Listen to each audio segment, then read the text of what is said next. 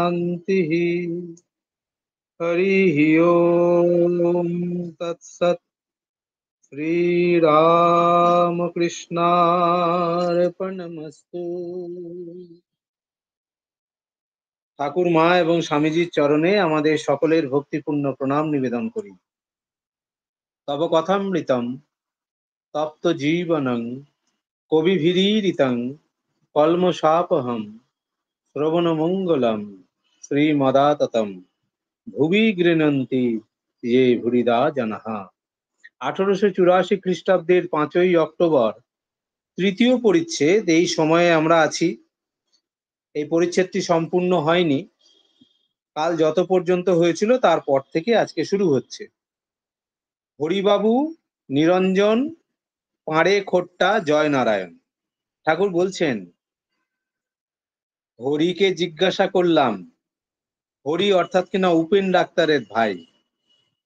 হরিকে জিজ্ঞাসা করলাম, সে বলে না, মেয়ে মানুষের দিকে মন নাই। যে মন ভগবানকে দিতে হবে সে মনের 12 আনা মেয়ে মানুষ নিয়ে ফেলে। তারপর তার ছেলে হলে প্রায় সব মনটাই খরচ হয়ে যায়। তাহলে ভগবানকে আর কি দেবে? আবার কারু কারু তাকে আগলাতে আগলাতেই প্রাণ বেরিয়ে যায়। পাড়ে জমাদার খোট্টা বুড়ো, তার 14 বছরের বউ। বুড়োর সঙ্গে তার থাকতে হয়। গোলপাতার ঘর, গোলপাতা খুলে খুলে লোক দেখে এখন মেয়েটা বেরিয়ে এসেছে। একজনের বউ কোথায় রাখে এখন ঠিক পাচ্ছে না। বাড়িতে বড় গোল হয়েছিল, মহাভাবিত। সে কথা আর কাজ নাই।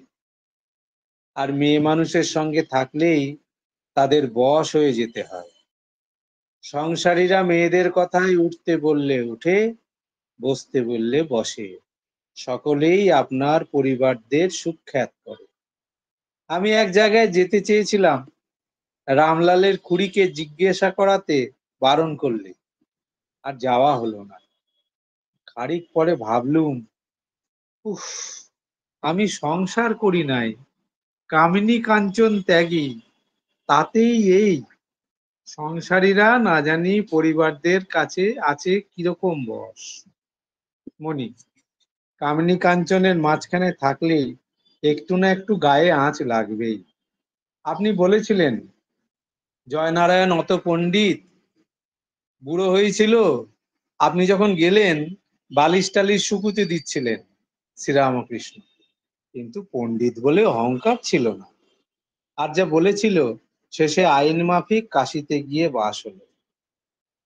ছেলেগুলো দেখলাম বুট পায়ে দেওয়া, ইংরেজি পড়া। ঠাকুর মণিকে প্রশ্নচ্ছলে নিজের অবস্থা বুঝাইতেছেন। শ্রীরামকৃষ্ণ, আগে খুব উন্মাদ ছিল, এখন কমলো কেন? কিন্তু মাঝে মাঝে হয়। মণি, আপনার একরকম অবস্থা তো নয়। যেমন বলেছিলেন, কখনো বালকবধ, কখনো উন্মাদবধ, কখনো জড়বধ, কখনো পিশাচবধ। এইসব অবস্থা মাঝে মাঝে হয়। আবার মাঝে মাঝে সহজ অবস্থাও হয়। শ্রীরামকৃষ্ণ, হ্যাঁ, বালকবধ। আবার ওই সঙ্গে বাল্য, পৌগণ্ড, যুবা, এসব অবস্থা হয়। যখন জ্ঞান উপদেশ দেবে তখন যুবার অবস্থা। আবার পৌগণ্ড অবস্থা, 12-13 বছরের ছোকরার মতো পোচকিমি করতে ইচ্ছা হয়, তাই ছোকরাদের নিয়ে ফষ্টি নষ্টি হয়। আচ্ছা, নারায়ণ কেমন? মনি, আগে লক্ষণ সব ভালো আছে। শ্রীরামকৃষ্ণ, নাওয়ের ডোলটা ভালো, তানপুরা বেশ বাজবে। সে আমায় বলে, আপনি সবই, সবই কিনা অবতার।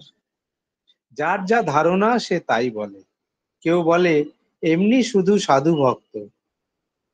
যেটি বারণ করে দিয়েছি সেটি বেশ ধারণা করে। পর্দা গুটোতে বললাম, তা গুটোলে না। গেরো দেওয়া, সেলাই করা, পর্দ গোটানো, দোর বাক্স চাবি দিয়ে বন্ধ করা, এসব বারণ করেছিলাম। তাই ঠিক ধারণা। যে ত্যাগ করবে তার এইসব সাধন করতে হয়। সন্ন্যাসীর পক্ষে এইসব সাধন।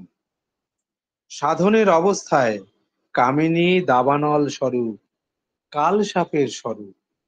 সিদ্ধ অবস্থায় ভগবান দর্শনের পর তবে মা আনন্দময়ী, তবে মার এক একটি রূপ বলে দেখবে।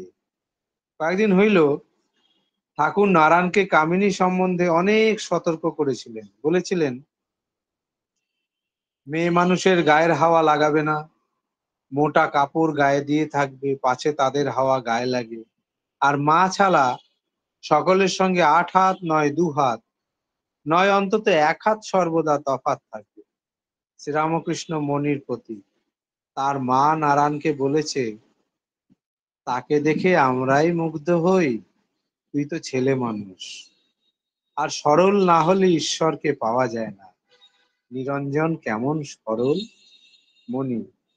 আগে হ্যাঁ, ওং নিরঞ্জনম নিত্যমনন্ত রূপম ভক্তানুকম্পা ধৃত বিগ্রহং বৈ ঈশাবতারং পরমেশমিড্ডং তং রামকৃষ্ণং শিরসা নমাম্যহম।